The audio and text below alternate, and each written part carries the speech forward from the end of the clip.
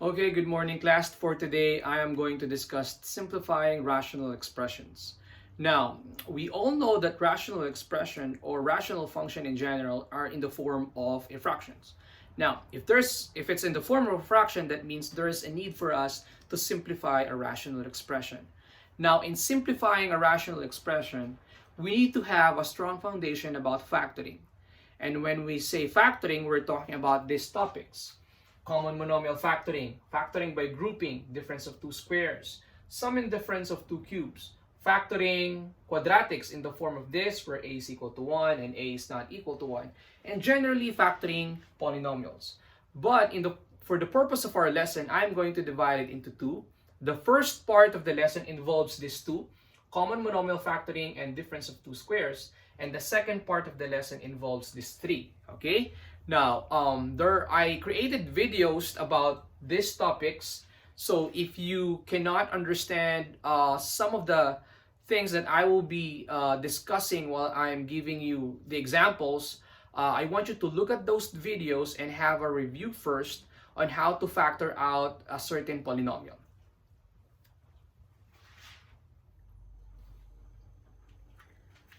Okay, so let me give you examples about the lesson for today, which is about simplifying rational expression. This is the first one, 2x minus 6 over x squared minus 9. And before I proceed, like what I mentioned earlier, I'm going to focus on factoring or simplifying rational expressions that involves these two: common monomial factoring and difference of two squares. So when we say difference of two squares, it has a formula, and that's a squared minus b squared. That means these two are perfect square numbers, and then this is equal to a plus b times a minus b. Okay? So, here we have 2x minus 6 over x squared minus 9.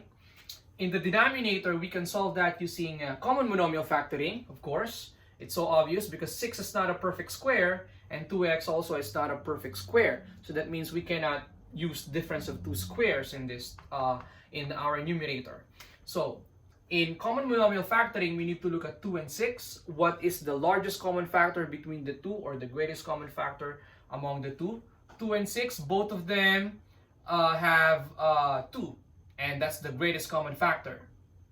This one has x, the other one doesn't have x, so that means 2 is just the greatest common factor.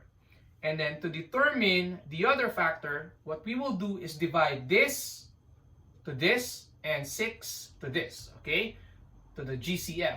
2x divided by this is equal to x. Negative 6 divided by 2, that will give us negative 3, okay? In the denominator, we have x squared minus 9, and 9 is a perfect square number, also x squared, okay?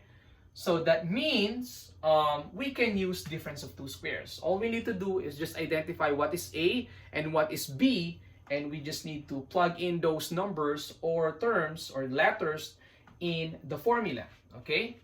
So that means we can rewrite this as x squared, okay? The square root of 9 is equal to 3, okay? So we can write that as 3 squared, and if you notice, these two are the same.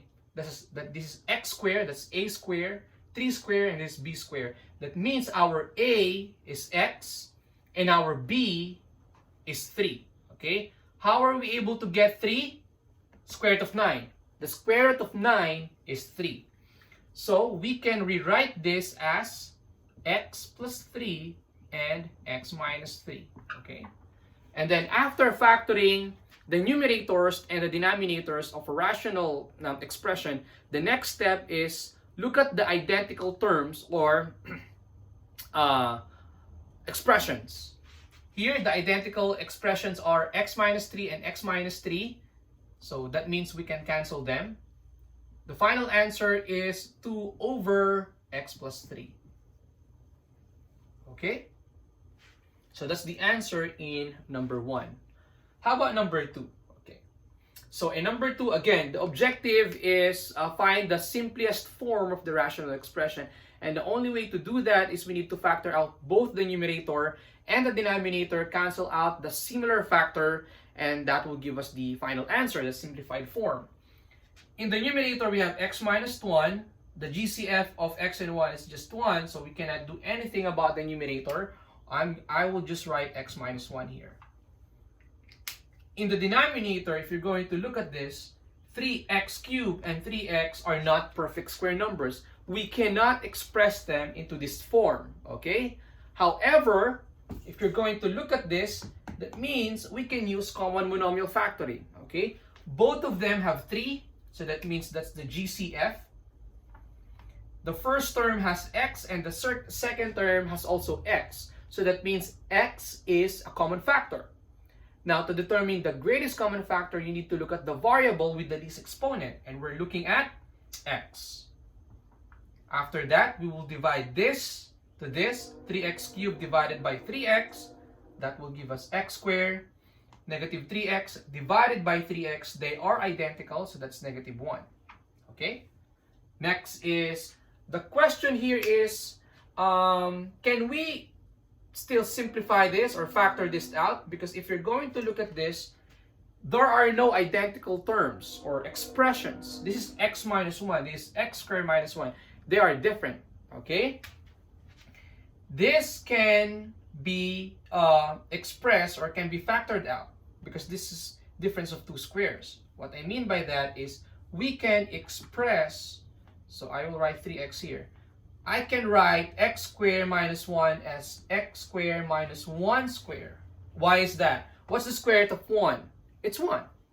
And what is 1 squared? It's 1. So that means our a here is x and our b is 1. So I can write this as x plus 1 times x minus 1. Now we are seeing here identical expressions. And those are x minus 1 in the denominator and x minus 1 in the numerator. Now, if you cancel this 2 and there's no one left in the numerator, that means it's not 0.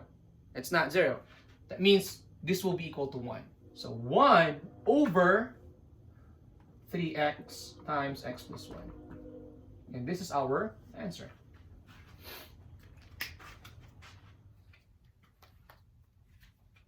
Okay, so let me give you 2 more examples about our lesson for today. In number 3, we have 2x plus 2y over x squared y plus xy squared. Okay, so the objective here is to simplify the rational expression. And in order for us to do that, excuse me, we need to factor out both the numerator and the denominator. So we will factor out the numerator.